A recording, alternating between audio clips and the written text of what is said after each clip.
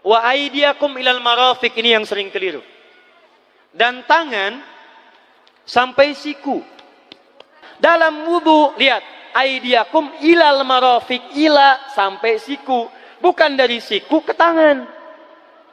Jadi saat kita mengambil air wudu, ambil airnya, tumpahkan dari sini ilal marafiq sampai ke siku ke sini. Balikan lagi ke depan. Jadi bukan kerannya dibeginikan, sikunya dibeginikan, takut, bukan. Jadi bukan siku diteruskan ke bawah. Yang tepat itu ambil airnya, kemudian basuh dari sini sampai dengan ke sikunya. Hati-hati, ini ada maknanya. Dan jika benar di hadis Muslim, jika orang wudunya benar seperti ini, maka bersamaan dengan jatuhnya air wudu itu, jatuh pula dosa-dosa dan kotoran yang melekat pada anggota tubuhnya. وفرعون ذي الأوتاد الذين طغوا في البلاد.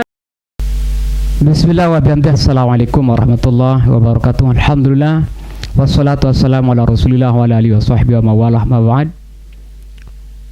Para pirsa, para pendengar ada di semua, rahimana wa iyyakumullah jami'in.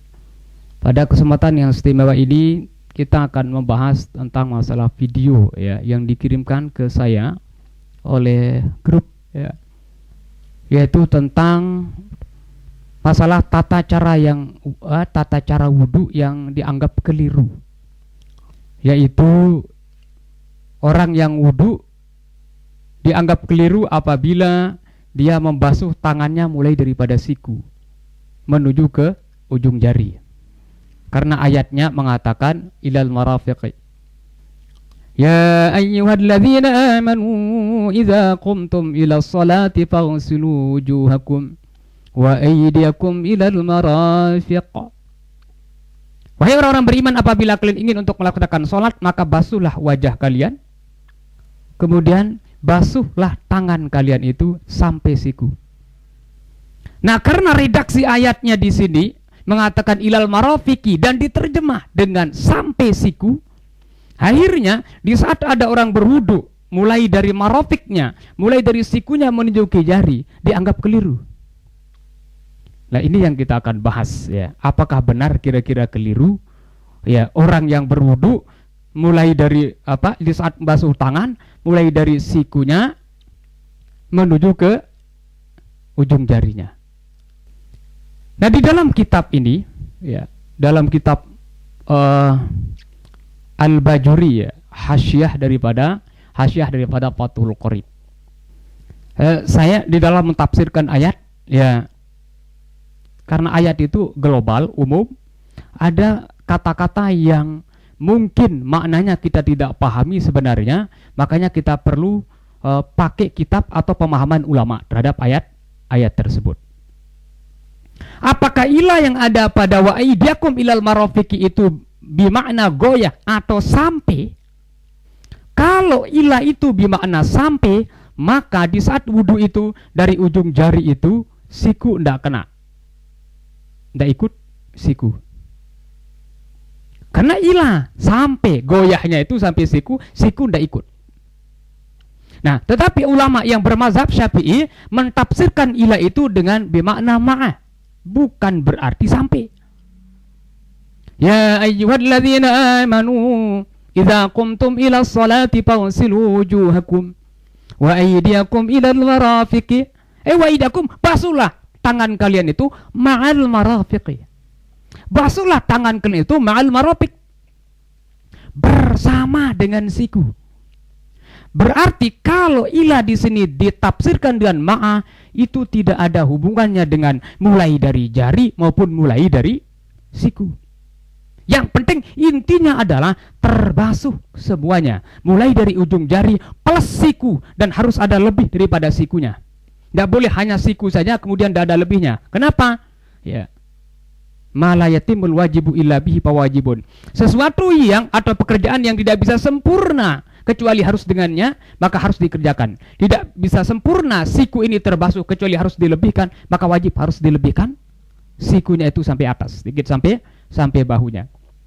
Nah, sekali lagi di sini ma'a dalam mazhab Syafi'i itu diartikan ila di sini diartikan ma'a yang artinya adalah bersama. Berarti kalau ila diterjemah atau ditafsirkan ma'a tidak ada hubungannya dengan mulai dari jari, ujung jari, atau mulai dari marafik, dari siku. Kalau begitu gimana? Ya mau mulai dari siku, mulai dari jari, itu tidak masalah. Artinya dibolehkan. Nah, saya perkuat ini dengan kitab yang ada dalam Al-Bajuri. Di sini mengatakan wa sunanul wudu, dan sunat-sunat wudu itu saya ambil poinnya di sini sesuai dengan pembahasan kita. Minha diantaranya adalah ayyabda'a bi asabi'i yadayhi. Nah, ini masih dalam kategori sunnah. Berarti kalau masih dalam kategori sunnah, di saat tidak dilakukan, berarti tidak bisa dikatakan orang itu keliru. Nih, di sini madan wasunanu, sunat wudu itu adalah ayyabda'a bi asabi'i yadahi. Dia mulai dengan asabi'nya dulu. Jari-jari daripada kedua tangannya, warijlaihi, dan kedua kakinya. Kapan itu dimulai? Dari ujung jari. In ghasala binafsihi, jikalau dia itu membasuh dengan dirinya sendiri. Berarti kalau membasuh dengan dirinya sendiri, maka mulai dari ujung jari. Fa in sabba alaihi ghairu. Nah, tapi sebaliknya, fa in sabba alaihi ghairu, jikalau ada orang lain yang membantu, yang menuangkan air di saat dia wudu, kalau begitu bagaimana? Bada'a bi'a'lahuma 'alal mu'tamadi. Maka dia mulai basuhnya mulai dari atas. Baru ke bawah, baru ke ujung jari. Ini justru menurut pendapat yang mu'tamad dalam kitab ini. Nah, sekarang kalau dia pakai keran kira-kira gimana? Kayaknya kalau pakai keran, apalagi kerannya itu agak tinggi, ya. Agak tinggi kerannya itu sama seperti orang yang dituangkan air oleh orang lain. Berarti justru yang didahului itu adalah marofiknya. Kalau kerannya itu ya, intinya kan lebih mudah jadinya kalau dia mulai dari atas.